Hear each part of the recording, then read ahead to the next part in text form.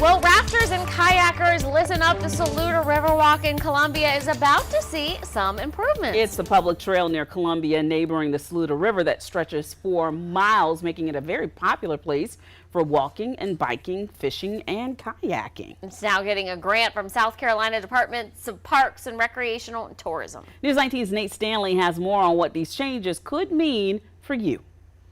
The South Carolina Department of Parks and Recreation is giving $100,000 to the City of Columbia to renovate portions of the Saluda Riverwalk.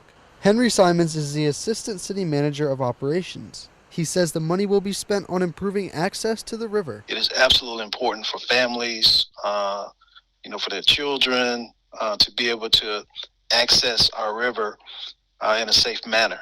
The project, set to be completed in December 2023, will address safety concerns along the pathway of the launch point. Simons says the plan is to add a staircase, move boulders out of the way, and make the site ADA compliant with the installation of a lift. Using a lift from the boardwalk so they can launch into the water. This is the current path that boaters need to take before getting into the Saluda River. As you can see, it's steep, there's rocks on the ground, it's uneven, and this can all make for a difficult trip down.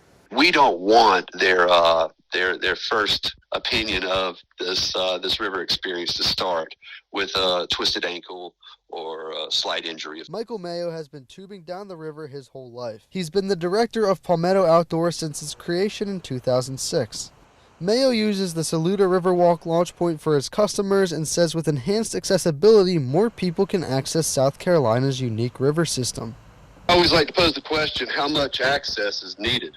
And the answer is more. To have an access point only helps benefit the tourism into the area. Dwayne Parrish with South Carolina Parks and Recreation says investment in outdoor space is crucial for not only tourism, but residents in the state who utilize the Saluda River. It's always been the most popular river in the city, in the Midlands. It's not always been the most accessible, and that's more so than it ever has been today. And it's funds like this, along with local tax dollars, that make that happen. Reporting from Columbia, Nate Stanley, News 19, WLTX.